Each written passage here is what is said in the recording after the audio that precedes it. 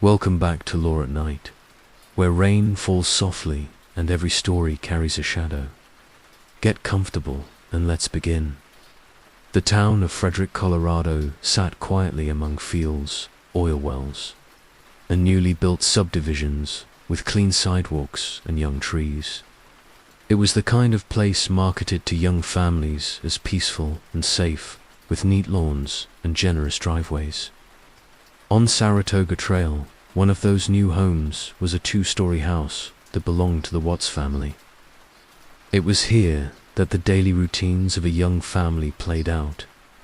Preschool runs, business trips, neighborhood gatherings, and the ordinary rhythms of married life.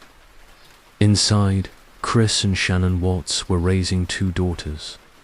Their oldest, Bella, was a quiet child who clung to her parents with a soft, watchful shyness, while 3-year-old Celeste, called Cease, was more energetic, impulsive, and bold. Shannan was pregnant again, expecting a son they had already named Nico. On social media, she shared details of their life in frequent posts, videos of the girls dancing in the living room, photos of family outings, and glimpses into her work as a promoter for a health and wellness company. She talked about her struggles with lupus, a chronic autoimmune condition, and how she believed the supplements she sold had helped her feel stronger. Her life, as presented online, was full of optimism, hustle, and gratitude. Chris was often a quieter presence in these videos, standing slightly in the background or smiling as he was pulled into the frame. He worked for Anadarko Petroleum as an operator, a job that involved long shifts in maintenance at remote oil sites. Co-workers would later describe him as dependable and reserved, someone who did his work without drawing attention. To neighbors, he appeared as a hands-on father who played in the yard with his daughters, worked on his truck in the driveway, and joined in when the children rode their bikes or scooters outside. There were family barbecues, shared holidays, and the pattern of early parenthood in a modern suburb. Mortgage payments, work schedules, children's medical appointments, and the constant background pressure of finances. The Wattses had not always lived in Colorado. Chris and Shannan had met years earlier in North Carolina. She had been open about her health challenges and the way they had shaped her life, including a difficult first marriage and financial setbacks. Friends from that period recalled how intensely she approached her goals, and how proud she was when she began building a more stable life. When she met Chris, she later said she had not expected much at first, but his steady presence and willingness to be there for her through illness and recovery had stood out.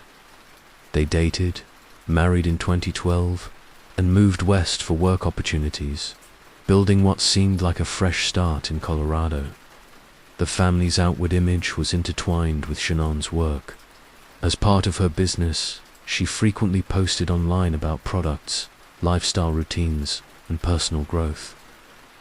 She involved the children in promotional videos, turning their everyday moments into content.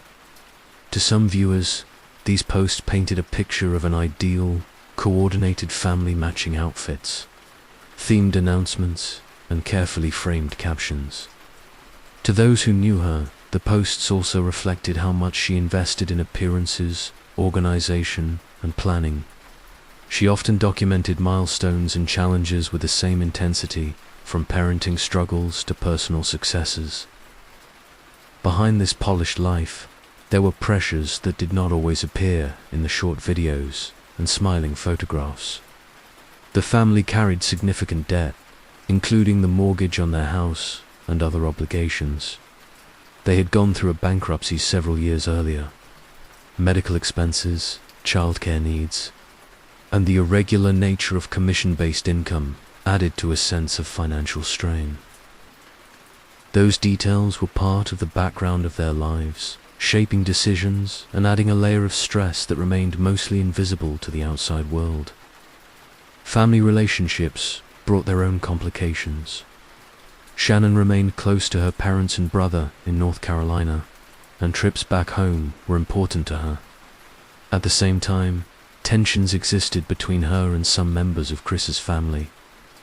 Disagreements over boundaries and childcare decisions created friction that would later emerge in text messages and conversations shared with investigators.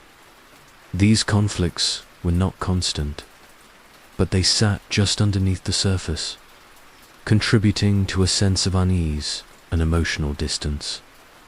By the early summer of 2018, the couple's marriage was under real strain.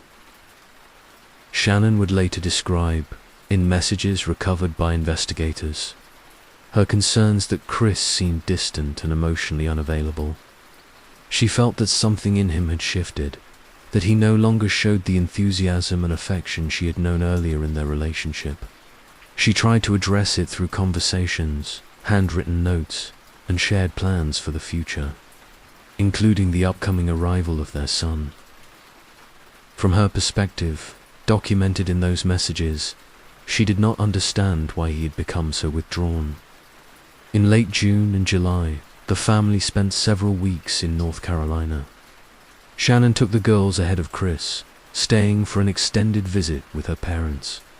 During this trip, tensions between her and Chris's family became more visible, leading to arguments and hurt feelings.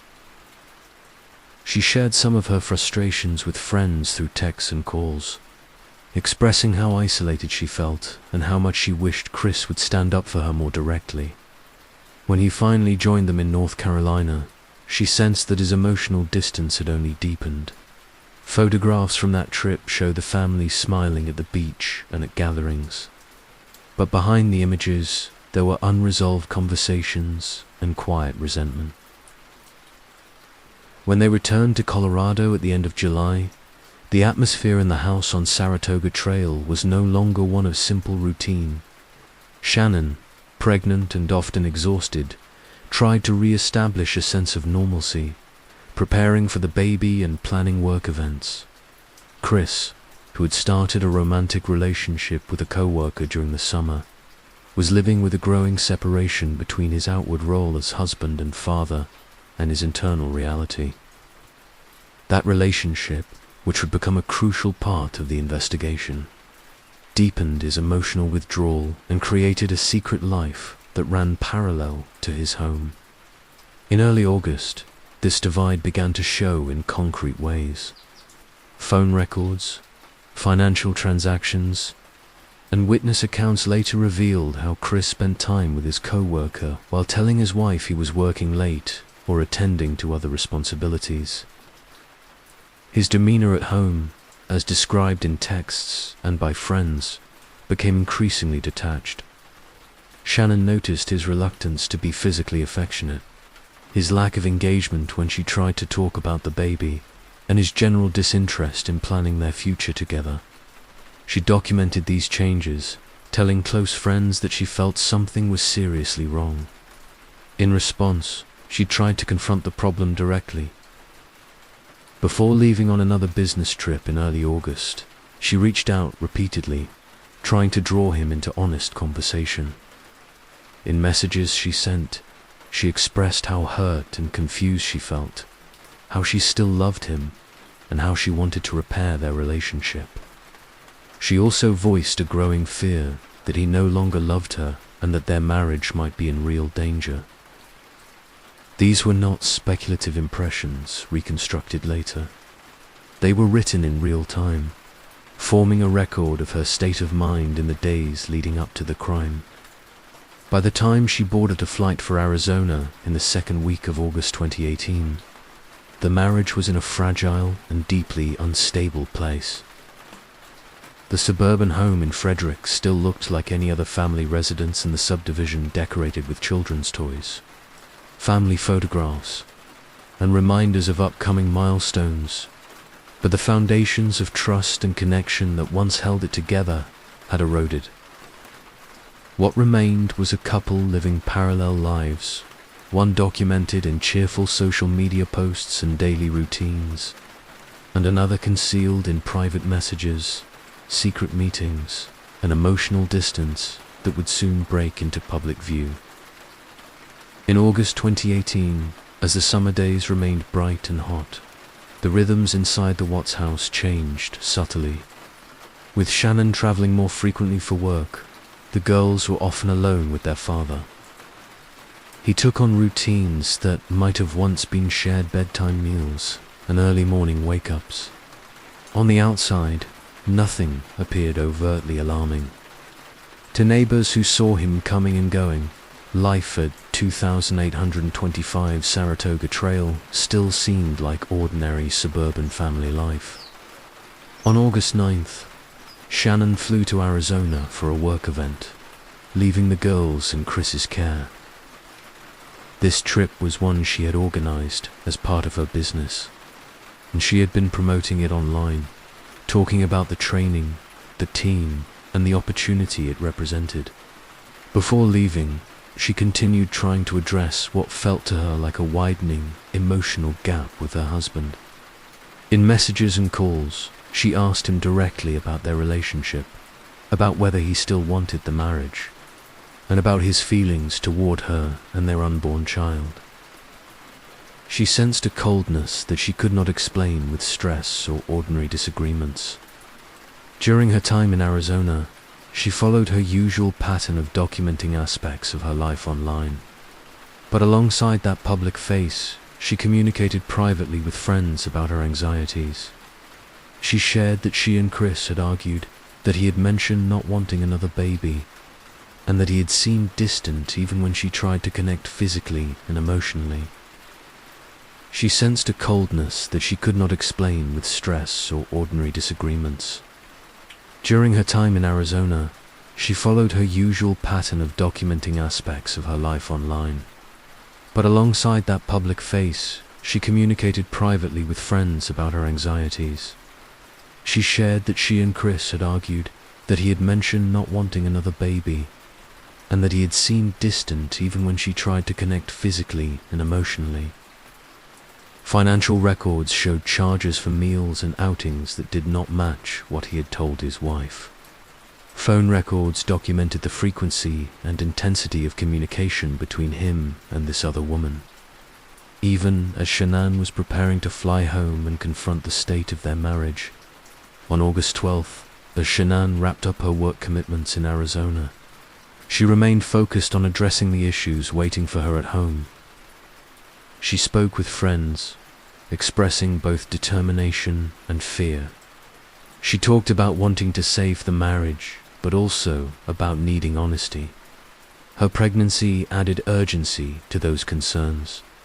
She was 15 weeks along, and the idea of raising 3 children amid uncertainty and emotional distance weighed heavily on her. She knew that a direct conversation could be uncomfortable, but she felt that they could not go on as they had been. That evening, her flight back to Colorado was delayed. A group of co-workers and friends accompanied her to the airport, and they waited together as departure time shifted. One of those friends, concerned for her well-being, paid attention not only because of the late hour, but because she knew how crucial Shannan believed the upcoming conversation with Chris would be. They stayed in close contact, texting and checking in as the night wore on. Eventually, after the delay, the plane took off for Denver. In the early hours of August 13th, a doorbell camera at the Watts home captured what would be the last images of Shannan alive. A friend, who had driven her from the airport, pulled up to the house and helped with her suitcase. The footage shows her walking up the driveway, carrying her bag, and approaching the front door.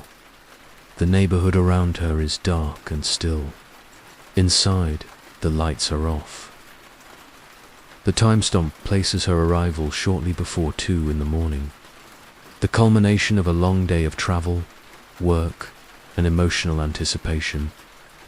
What happened inside the house after she stepped through the door would later be reconstructed, not through speculation or imagined scenes, but through Chris's own accounts, forensic evidence, and investigative findings. In his initial statements, he provided one version of events. In later interviews, after his confession, he gave a different, more complete account. The precise words exchanged between them in those early morning hours are not known in full. No recordings exist of their conversation. What is clear is that sometime between her arrival and the start of the next workday, the routine rhythms of that household were broken in a way that would not be repaired. The morning of August 13th began differently from other days in one critical respect. There were no outgoing signs of life from Shannan. Friends who would usually see social media posts, receive texts, or hear from her about work and the children heard nothing. She missed a scheduled obstetrics appointment for her pregnancy and a planned business meeting. Calls went unanswered and messages were not read. For someone as consistently responsive and organized as she was known to be, this was unusual enough to raise concern very quickly. By late morning, the friend who had dropped her home from the airport began to worry openly. She had not heard from Shannan, and the missed medical appointment was particularly alarming. She drove back to the house on Saratoga Trail to check on her, expecting perhaps to find a car in the driveway. Lights on, and some reasonable explanation. Instead, the house seemed still. She rang the doorbell, knocked, and tried to peer inside. The car Shannan normally used was still in the garage, visible through the windows. The front door was locked. Repeated attempts to reach her by phone went unanswered. Unable to shake the sense that something was wrong, the friend called Chris and then called the local police for a welfare check. That decision, driven by concern and grounded in clear deviations from Shannan's normal patterns, would mark the beginning of the official investigation. When an officer arrived at the house in the early afternoon, body-worn camera footage recorded the interactions that followed. The friend is seen explaining her worries, emphasizing how uncharacteristic it was for Shannan to be silent and to miss important appointments. The officer knocked and went around the property, checking for signs of forced entry or visible movement inside. Chris, reached at work, said he was on his way home. While they waited, the officer spoke with the friend, gathering context, the pregnancy, the health issues, the marriage tensions, and the missed appointments. A neighbor also emerged, offering access to his security camera system, which partially captured the Watts driveway. The scene remained calm, but there was a growing sense that this was not an ordinary wellness check. The stillness of the house, the absence of the children's voices, and the lack of any response from inside all pointed to something more serious than a simple misunderstanding. When Chris arrived, he pulled into the driveway and greeted the officer and his friend. On the body cam video, he appears composed but tense, exchanging basic information and unlocking the front door. They enter the house together. Inside, the air is cool and quiet. There are no visible signs of a struggle. The officer and friend move through the rooms while Chris calls out his wife's name. The children's beds are empty. The master bedroom shows some signs of disarray, but nothing that immediately stands out as definitive evidence of a crime. Shannan's purse, phone, and keys are still in the house, objects she would not usually leave behind if she had gone out with the children. As the officer continues to look through the home, questions arise about the garage, the basement, and the vehicles. The girls' car seats are still in Shannan's Lexus. For a mother known to be attentive and careful, the idea that she would leave without her phone, wallet, and the children's car seat seems deeply improbable.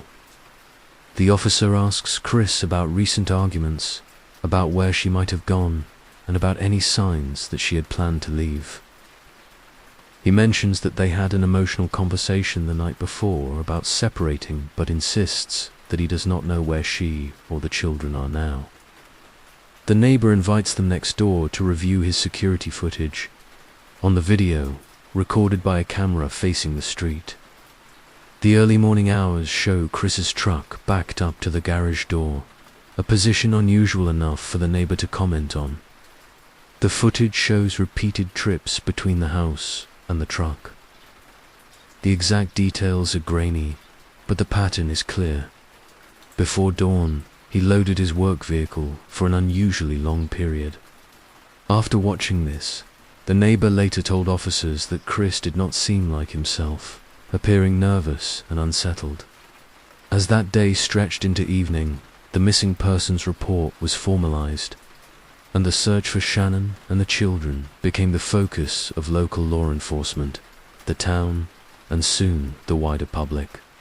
The Frederick Police Department requested assistance from the Colorado Bureau of Investigation and later the Federal Bureau of Investigation. A multi-agency effort coalesced around the apparent disappearance of a pregnant woman and her 2 young daughters from a quiet suburban community. A scenario that drew immediate attention because of its rarity and potential urgency. Inside the house, investigators began documenting the scene with more precision. They noted items that suggested sudden absence rather than planned departure, medication left behind despite ongoing health issues, luggage unpacked from the Arizona trip, personal effects arranged as if their owner had intended to remain. They observed the state of the bed linens, the bathroom, the children's rooms, and common areas. They collected electronic devices, including Shannan's phone, which was found tucked between couch cushions.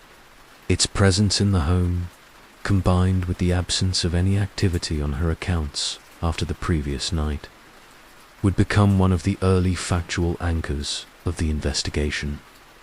Chris participated in these early efforts, at least outwardly. He gave television interviews in which he pleaded for the public to help find his family, describing how much he missed his daughters and how desperately he wanted them home. The images of him standing in the living room, arms folded, speaking to reporters while toys and family photographs surrounded him, quickly circulated online and on news broadcasts. Viewers saw a calm, relatively controlled figure, which some interpreted as suspicious and others as simply a man under intense stress. These impressions, however, were secondary to the more concrete work of investigators who focused on timelines, digital records, and physical evidence. From the first day, investigators began assembling a timeline of the hours before and after Shannan's disappearance, using phone logs, text messages, security footage, work records, and witness statements. They looked at her last confirmed movements, leaving Arizona, being dropped at home, entering the house in the early morning hours. They cross-checked that with Chris's account of his own movements. His claim that he had seen her the next morning, that they had talked about separating, that she had left with the children and possibly their friend. Very quickly, inconsistencies and gaps emerged in his narrative. One significant element was his work schedule and the use of his company truck. Records from his employer showed that he had left for a remote oil site early on the morning of August 13th, driving his work vehicle to a specific location. The security footage from the neighbor's camera corroborated that the truck had been backed up to the garage before dawn. Investigators became interested in the exact timing and purpose of this trip, especially given that it coincided with the last known hours of his family's presence in the home. The oil site, characterized by storage tanks and open land, was remote enough to warrant careful scrutiny. As the search intensified, law enforcement obtained warrants to examine phones, computer data, and other digital footprints. They discovered the extent of Chris's relationship with his co-worker, including messages that made clear he had been involved romantically with her, and had been discussing a future without his current family. The existence of this affair did not by itself prove involvement in his family's disappearance, but it provided a powerful potential motive and helped investigators view his recent behavior in a different light. It also contradicted the image of a stable, devoted family man that he had presented publicly. Meanwhile, community members organized searches and vigils. Flyers with photographs of Shannan, Bella, and Celeste circulated widely. Volunteers combed nearby fields, walking in lines and scanning for any sign of the missing mother and children. In front of the Watts home, stuffed animals, flowers, and handwritten notes began to appear, placed by neighbors and concerned strangers. The house itself, with its closed blinds and marked evidence tape, became a local focal point, a visual reminder of the unresolved questions surrounding the family's disappearance. Inside investigative rooms, interrogations became more pointed. Detectives questioned Chris about inconsistencies in his story, pressing him on the timing of the argument he claimed to have had with Shannan, the nature of his relationship with his co-worker, and his activities the morning of August 13th. In one interview, conducted at the police station, they asked him to take a polygraph examination. He agreed. The results, according to the examiner and later statements by law enforcement, indicated that he was being deceptive about key aspects of his account, particularly regarding knowledge of what had happened to his family. After the polygraph, investigators confronted him more directly with evidence and contradictions. They introduced information about his affair, about the video of his truck, and about the improbability of Shannan leaving the house in the way he had described. They urged him to be honest, emphasizing that the situation could not be resolved without the truth about his family's whereabouts. He continued to maintain at first that he did not know where they were, but under continued questioning, his story began to shift. Ultimately, he made a partial confession. He claimed that after an emotional conversation about separating, he had seen Shannan strangling one of their daughters and, in a rage, had killed her in response. He insisted, in this version, that she had harmed the children and that he had reacted violently but had not killed them himself. This account, while representing a break from his previous claims of total ignorance, still attempted to shift blame onto his wife. It offered investigators, however, a crucial piece of information. He admitted that his family was dead and that he had disposed of their bodies. He told investigators that he had taken Shannan's body and the bodies of the girls to a remote oil site where he worked and had concealed them there. The location he named matched the site where his truck's GPS data placed him on the morning of August 13th. Law enforcement moved quickly. They secured the site, brought specialized equipment and personnel, and began a careful search for human remains. The area was hazardous, with large oil storage tanks and disturbed soil, requiring slow and methodical work. At that site, investigators found what they were searching for. Shannan's body was discovered in a shallow grave near the oil tanks. The bodies of Bella and Celeste were located inside two separate oil storage tanks, accessed through small hatches at the top. The recovery process was complex and took considerable time, both to preserve evidence and to navigate the physical challenges of the environment. The discovery confirmed, in stark and definitive terms, that the missing persons case was now a homicide investigation. Back in Frederick, the news of the discovery and the confirmation of deaths spread quickly. The narrative shifted from hope of rescue to grief and anger. Those who had joined in searches, watched news conferences, or followed updates online now learned that the pregnant mother and two young girls were dead, and that the father who had stood in front of cameras asking for their safe return had admitted involvement. The flowers and stuffed animals outside the Watts home grew in number, turning the front yard into a memorial site. For investigators, the recovery of the bodies provided critical physical evidence. Autopsies were performed to determine cause and manner of death, to document injuries, and to gather forensic data that could either support or contradict what Chris had claimed. The details of those findings were retained in official reports and later summarized in court. They painted a picture of deliberate, calculated violence that did not align with the story he had offered about a sudden, reactive act prompted by his wife's alleged actions. That discrepancy would become central to the legal proceedings that followed. In the days immediately following the discovery at the oil site, the focus of law enforcement shifted from search and rescue to building a detailed, prosecutable case. The Frederick Police Department, the Colorado Bureau of Investigation, and the Weld County District Attorney's Office worked in coordination, reviewing the timeline, the forensic evidence, and the evolving statements given by the suspect. What had begun as a missing persons call had turned, within a matter of days, into a high-profile homicide investigation with national attention. A crucial part of this process involved carefully documenting the digital and physical evidence that traced the arc of the crime. Detectives examined GPS data from the company truck, confirming its route and length of stay at the oil site.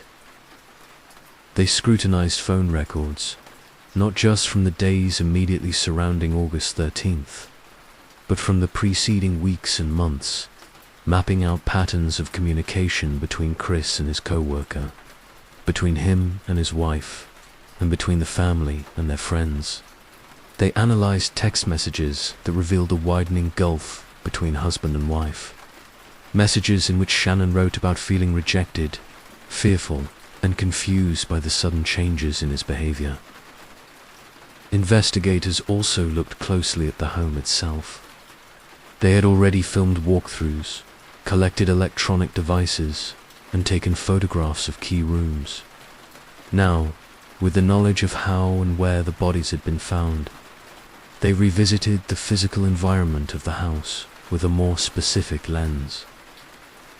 They examined the bedroom where Shannan is believed to have been killed, the children's rooms, and the living spaces where the family had moved through their daily routines until the night of August 12th to 13th. They paid attention to signs of cleaning, to any subtle indications that something had been altered or staged. The autopsy findings, though not broadcast in full detail to the public at the time, played a central role in guiding the investigation. Medical examiners determined that Shannan died of strangulation and that the two children also died by asphyxiation, with evidence suggesting that they had been smothered. The condition of their bodies, the presence or absence of certain injuries, and the way they had been disposed of all factored into the conclusion that this had been intentional. Deliberate killing rather than an impulsive act of rage triggered by an immediate provocation. The autopsy for the unborn child, Nico, confirmed that he had died as a result of his mother's death. Meanwhile, the Weld County District Attorney and his team began considering how to formally charge the case.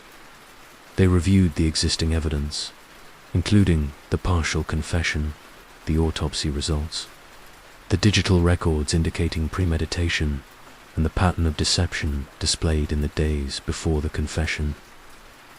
They also weighed input from law enforcement officers who had observed and interviewed the suspect, noting his demeanor, his shifting narratives, and his attempts to control the story publicly. These elements would be important in establishing intent and in countering any claims that the deaths had been accidental or unintended. As news outlets covered each development, the public followed with intense interest. The story of a father who had appeared on camera pleading for the safe return of his family, only to be arrested shortly thereafter and accused of killing them, resonated deeply and disturbingly. Commentators discussed the role of social media in shaping perceptions of the family, the pressure of debt and image, and the psychology of family annihilators men, who kill their wives and children in an effort to escape perceived burdens or start new lives. Experts cited patterns from other cases. noting similarities in the way perpetrators often carefully plan their actions while outwardly maintaining a facade of normalcy. Within the formal investigation, however, attention remained on the specific facts of this case rather than on broad comparisons. When legal documents were filed, they laid out the charges in precise language. Multiple counts of first-degree murder, including charges for each of the children and an added count for the unlawful termination of a pregnancy. Charges related to tampering with a deceased human body, and other associated counts. The decision to charge first-degree murder, rather than a lesser offense, reflected the prosecution's view that the killings had been known, intentional acts. Chris was brought to court for an initial appearance, wearing an orange jail uniform, his wrists and ankles restrained. Standing before the judge, he listened as the charges were read out. Cameras were permitted in the courtroom, capturing his subdued posture and quiet responses to procedural questions. At this early stage, he did not enter a plea. The court advised him of his rights, and a schedule was set for future hearings. Outside, the courthouse steps became another stage for public reaction, with reporters delivering live updates and community members expressing anger and disbelief. Back in the neighborhood on Saratoga Trail, the memorial in front of the Watts home continued to grow. Neighbors brought candles, framed photos, and handwritten notes. Some had known the family personally, others had only seen them in passing or through social media posts. For them, the knowledge that the crimes had been committed inside a house that looked like any other in their subdivision was deeply unsettling. It forced them to confront the gap between outward appearances and private realities. It also made them witnesses, in a sense, to both the normal life that had existed there and its sudden, violent end. Detectives continued to refine their understanding of the days and hours leading up to the crime. They tracked down co-workers, friends, and family members who had spoken with either Chris or Shannan in that period. These interviews provided further context about his changing demeanor, his expressions of frustration or detachment, and her growing sense of alarm. They gathered information about the couple's finances, including recent credit card statements that showed spending on restaurants and outings that did not match what had been discussed at home. They noted that he had researched topics related to relationships, new beginnings, and self-presentation in the weeks before the murders. At the oil site, forensic teams documented the gravesite and the storage tanks in detail. They recorded measurements, photographed tool marks, and collected any trace evidence that might have been left behind. The way the bodies had been placed, Shannan buried in a shallow grave and the children put into separate oil tanks, was examined not only for evidentiary value but also for what it indicated about planning, effort, and an attempt to hide the crime. The physical effort required to move the bodies, lift the children through small openings, and cover the grave was noted as part of the overall picture of deliberate action. As the legal process moved forward, a broader narrative began to crystallize in the case file. It was not a narrative built on speculation or guesswork, but one supported by timestamps, location data, medical findings, and the suspect's own admissions. A marriage under strain, a secret romantic relationship, financial and emotional pressures, and the looming arrival of another child formed the backdrop. The events of August 12th to 13th, her return from Arizona, the conversation in the early hours, the killings, and the disposal of the bod occupied the center. The days that followed, with the staged concern, the television interviews, and the eventual confession, filled in the final portion of the timeline that would be presented to the court. For the families of the victims, these developments unfolded alongside their own private grief. Shannan's parents and brother living in North Carolina, received news first that she and the girls were missing, then that they were dead, and finally that their son-in-law had been arrested and charged with their murders. Their public statements expressed shock, devastation, and a commitment to seeing justice done. They traveled to Colorado for court proceedings, sat in the gallery during hearings, and listened as details of the crimes were presented. Their presence in the courtroom added a human weight to the legal language and procedural steps, a reminder that beyond the case file, real lives had been irreversibly altered. As autumn approached in 2018, the case entered a new phase. The initial shock of the family's disappearance and the rapid unveiling of the crime gave way to the slower, more methodical pace of the legal system. Defense attorneys met with their client, discussing options, possible strategies, and the overwhelming evidence presented by the prosecution. The district attorney's office continued to refine its case, preparing for the possibility of a trial that would require presenting complex forensic and digital evidence to a jury, as well as handling the intense public and media interest that surrounded the case. In many homicide cases, the question of plea negotiations arises once the broad outlines of the evidence are clear. Here, the stakes were extraordinarily high. Multiple counts of first-degree murder, the death of 2 young children and an unborn child, and the attendant public outrage that can influence sentencing recommendations.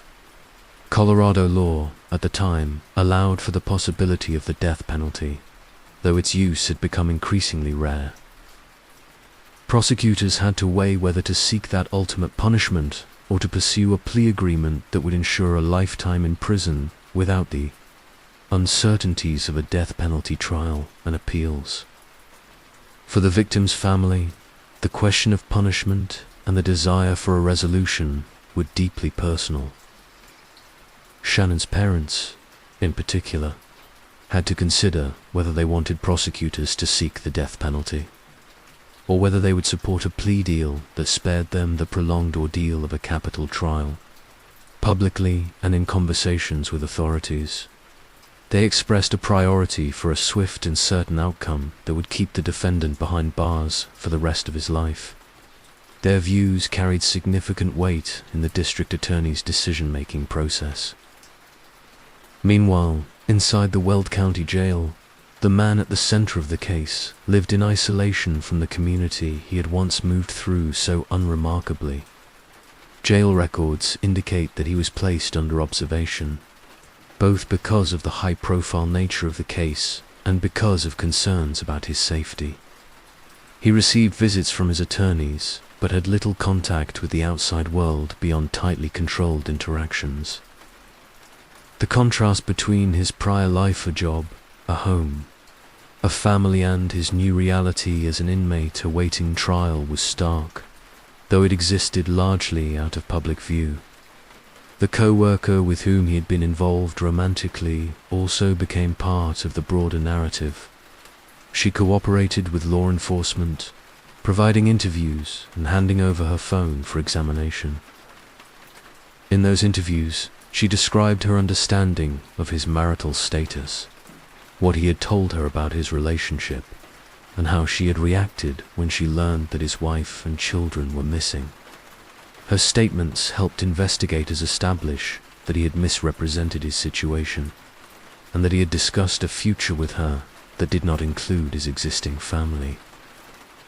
While she was not charged with any crime, her involvement was scrutinized heavily in the court of public opinion, illustrating how people adjacent to such cases can be drawn into public scrutiny despite not having committed any offense. Media coverage continued, though its tone shifted from the urgency of breaking news to a more reflective, sometimes speculative mode. Documentaries, true crime programs, and in-depth articles examine the case in detail. They replayed segments of his television interviews, highlighted Shannan's social media posts, and analyzed the timeline assembled by investigators. Some programs brought in psychologists or criminologists to discuss patterns seen in other family murder cases, such as the concept of family annihilators, individuals who destroy their own families, often in the context of financial strain, infidelity, and a desire to escape responsibilities. These analyses were general and illustrative rather than directly tied to any one mental health diagnosis in this case, but they framed how the public understood the events. Throughout this period, court hearings proceeded on schedule. At each appearance, the defendant was escorted into the courtroom, often in a tan or orange jail uniform, and took his place beside his attorneys. The judge addressed procedural matters, deadlines for discovery, motions filed by the defense or prosecution, and questions about how to handle media access. The atmosphere in the courtroom remained formal and controlled, even as the subject matter was emotionally intense. Family members of the victims attended, sitting quietly, sometimes wiping away tears as they listened to the legal discussions. Behind the scenes, negotiations between the defense and prosecution began to take clearer shape. Given the strength of the forensic and digital evidence, as well as the confession and the location of the bodies, the defense's options were limited.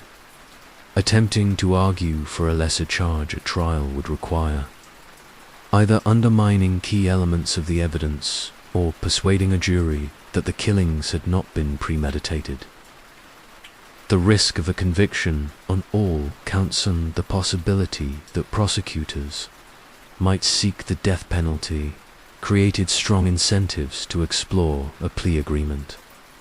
The district attorney announced that his office had reached a decision not to pursue the death penalty, in part out of respect for the wishes of Shannan's family.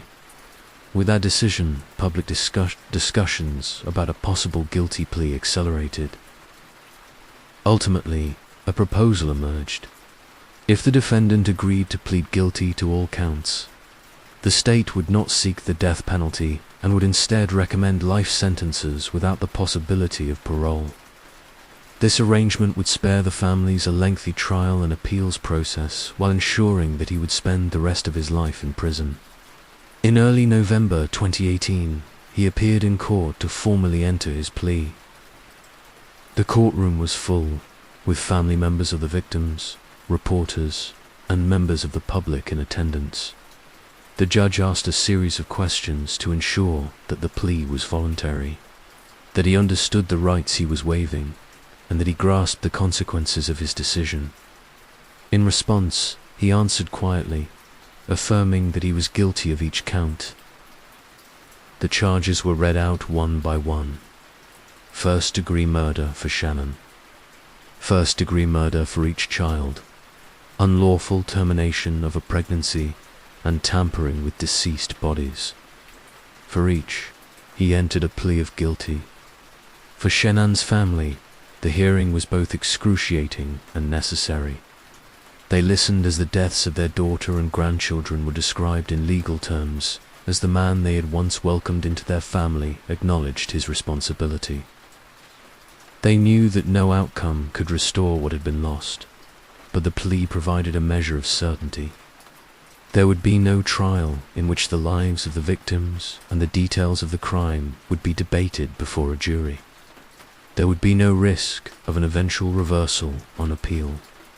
Instead, there would be a sentencing hearing, after which he would be transferred permanently into the state prison system. Following the entry of the plea, the court set a date for sentencing.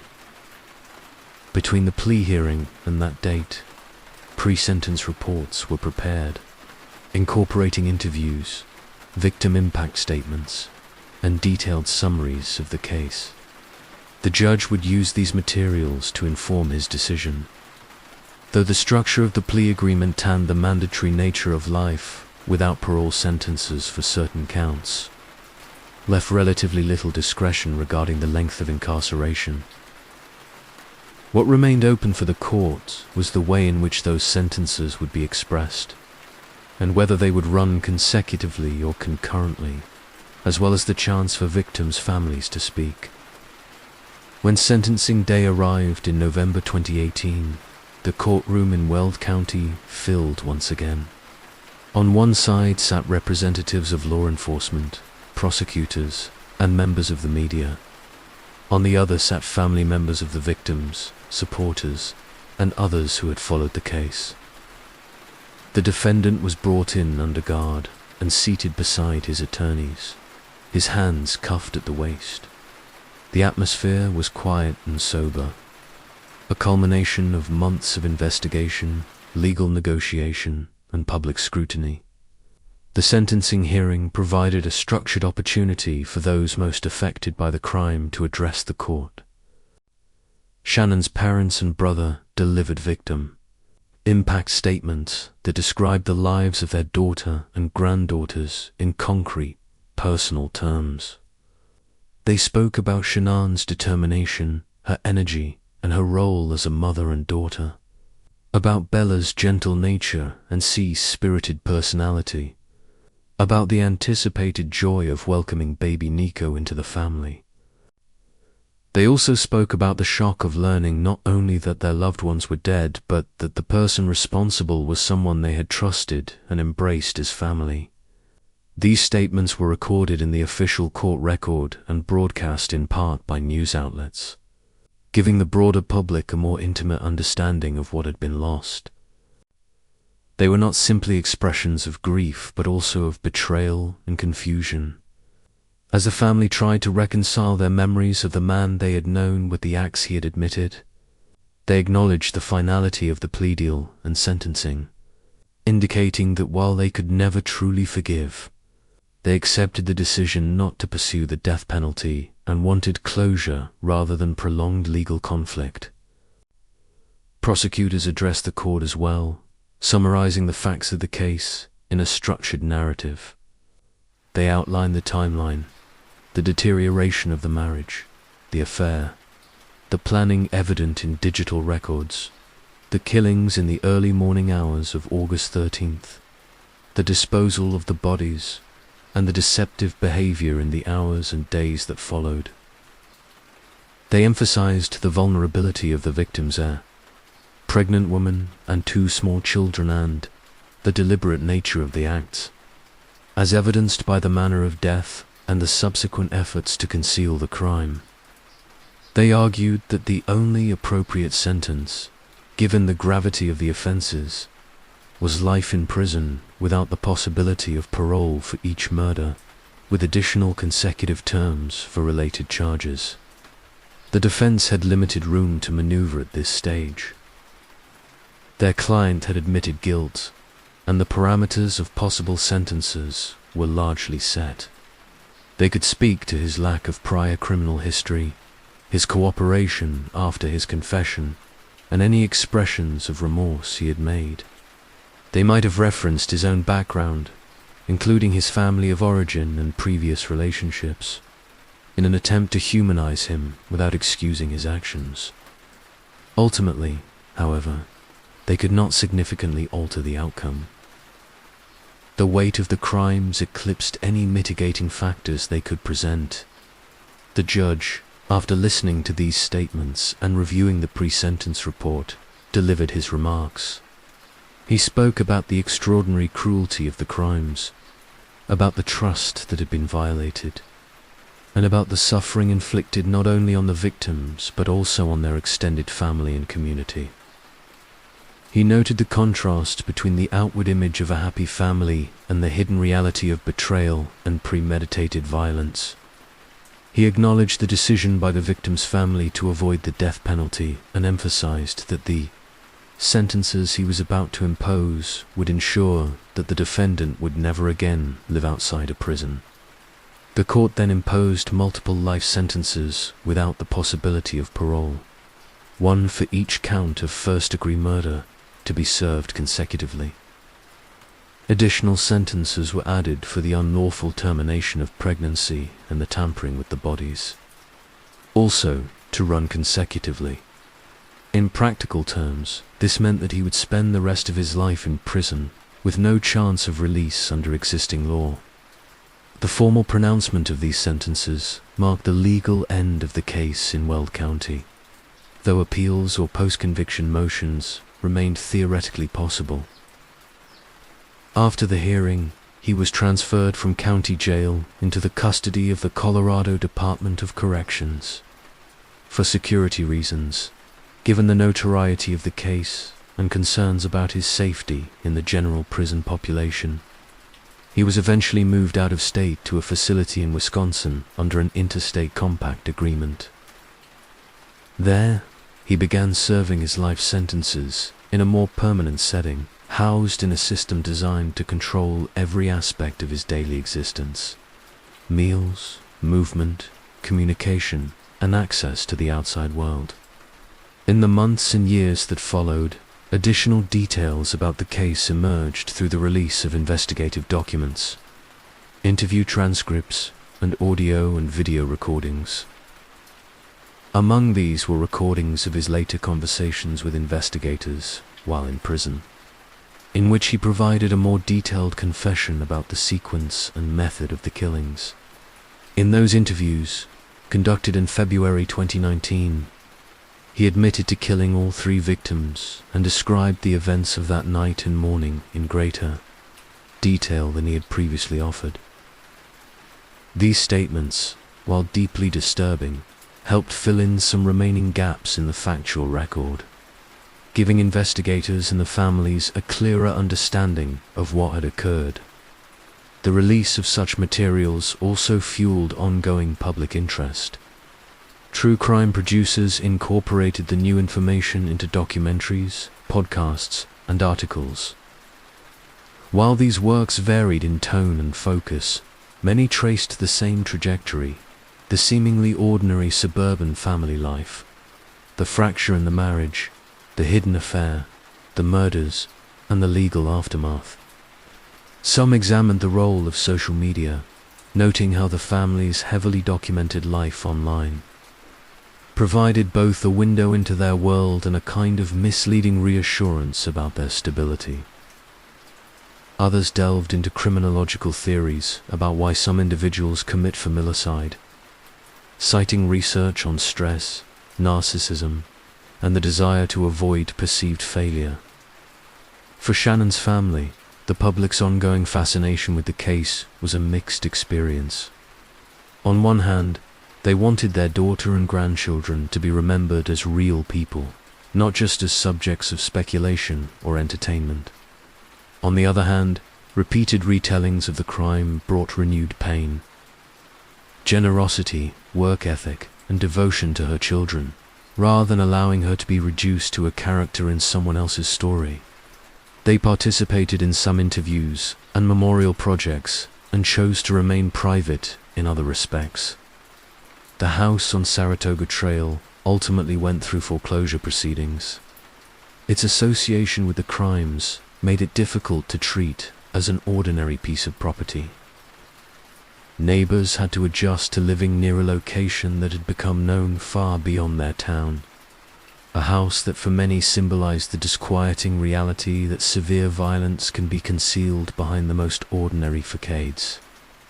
Over time, as new residents moved in and years passed, some of the initial intensity faded, but the address remained recognizable in discussions of the case.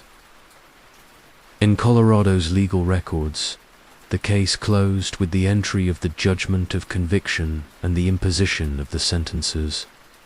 There were no drawn-out appeals that significantly altered the outcome. The combination of a guilty plea, the strength of the evidence, and the nature of the crimes left little room for legal reversal. The official documents, charging papers, plea agreements, sentencing orders formed a paper trail that, on its own, told a stark story in carefully measured language. A sequence of actions, a set of victims, an identified perpetrator, and a series of legal consequences that would last as long as he lived. Beyond the courtroom and the official record, the case prompted broader questions about warning signs, relationships, and the limits of perception. People who had known the family, whether closely or casually, reflected on their interactions in light of what had happened. Neighbors recalled ordinary moments, seeing the girls ride their bikes, watching the couple load the car for trips, waving across driveways. Co-workers remembered jokes in break rooms, routine safety meetings, and casual conversations about sports or family plans. None of these interactions had signaled to them that such extreme violence was imminent. Friends of Shannan revisited the messages she had sent in the weeks and months before her death. In those texts, she had expressed growing concern about her marriage, about her husband's emotional distance, and about the sense that something fundamental had changed in him. At the time, these worries had seemed serious, but still within the realm of ordinary marital conflict. In retrospect, they took on a darker significance. Yet even with that hindsight, there had been nothing in her communications that indicated she suspected she was in immediate physical danger. No explicit threats or overt acts of violence that would have triggered a more urgent response. Experts in domestic violence and homicide prevention pointed out that not all lethal outcomes are preceded by clear physical warning signs. In some cases, particularly in family annihilation scenarios, the danger lies less in a pattern of escalating physical abuse and more in a combination of psychological factors, including rigid thinking, fear of humiliation, and a desire to control how one is perceived. Research in this area suggests that some perpetrators see no acceptable way to manage the consequences of their decisions, such as infidelity, financial ruin, or the prospect of divorce, other than to erase the family entirely. These patterns are general observations drawn from multiple cases, rather than specific diagnoses of any individual. But they help contextualize how such crimes can occur in the absence of visible violence beforehand. The way the family presented themselves online became another point of discussion. The polished photos, enthusiastic videos, and self-branding around success and positivity were, in many ways, typical of social media use. But after the crime, some observers questioned whether such public projection might mask underlying tension. Others cautioned against drawing simple conclusions, noting that people share curated versions of their lives for many reasons, most of them benign. In this case, the online material served as both a record of real affection and family life, and as a contrast to the hidden infidelity and emotional detachment that developed later. Financial stress also featured in analyses of the case. Public records showed the family had gone through bankruptcy and faced ongoing debts. While many families struggle with finances without resorting to violence, studies have linked financial strain to increased conflict and mental distress, particularly when combined with other pressures. For some individuals, the fear of failure or exposure can become acute. Again, these findings are statistical and do not excuse or fully explain any one person's actions, but they provide a framework for understanding how multiple factors, economic, relational, psychological, can converge. Law enforcement agencies and advocacy groups use the case as a reference point in discussions about risk assessment and intervention. Trainings for officers and social workers sometimes included elements of the timeline, particularly the period in which Shannan reported emotional withdrawal and marital breakdown. They emphasized the importance of listening carefully to victims' concerns, even when they do not report physical abuse, and of recognizing that a sudden shift in a partner's behavior, especially when paired with infidelity and expressions of wanting to leave, can signal elevated risk. For the town of Frederick and the surrounding communities, the passage of time slowly transformed the case from a raw, immediate tragedy into part of local history. New residents moved into the area, children who had been toddlers became school age, and community events resumed their ordinary focus. Yet those who had been present in August 2018 remembered the days of searches, news vans, and candlelight vigils. The criminal justice system, having processed and closed the case, moved on to other matters, but the records remained available for review. Journalists, researchers, and interested members of the public continued to study the documents, sometimes drawing new connections or framing the events in different ways. The volume of available information, police reports, body camera footage, interrogation transcripts, phone records made this case unusually well documented compared to many homicides. This extensive documentation provided a rare foresight, detailed window into the progression from marital strain to murder, from the first welfare check to sentencing. In Wisconsin, the man convicted of the murders settled into the routines of long-term incarceration. Prison records and occasional reports indicated that he lived a highly regulated life, with limited contact, much of it monitored. He was reportedly kept in protective custody or other controlled housing arrangements to minimize risk from other inmates. Over time, outside interest in his day-to-day existence waned, even as the crime itself continued to be discussed in broader contexts. For him, the consequences of his actions were concrete and ongoing. The loss of freedom, the absence of his family, and the unchanging fact of multiple life sentences. For Shannan's family, remembrance took various forms. Gravesites in North Carolina became places of mourning and reflection. The names of Shannan, Bella, Celeste, and Nico etched into stone. On birthdays and anniversaries, they shared photos and memories, emphasizing the personalities and joys of each individual rather than the manner of their deaths. They advocated at times for greater awareness of relationship, red flags, and supported efforts to honor victims of domestic and family violence. Their grief remained, but it was accompanied by a resolve to keep the focus on the victims' lives and on the importance of early intervention when something feels wrong. The house in Frederick, the oil site on the plains, the courtroom in Weld County, and the prison in Wisconsin are all fixed points in a story that unfolded over a few months in 2018, but continues to resonate years later, whenever people ask how such a crime could happen in such an ordinary place, and what can be learned from the careful reconstruction of everything that led to it.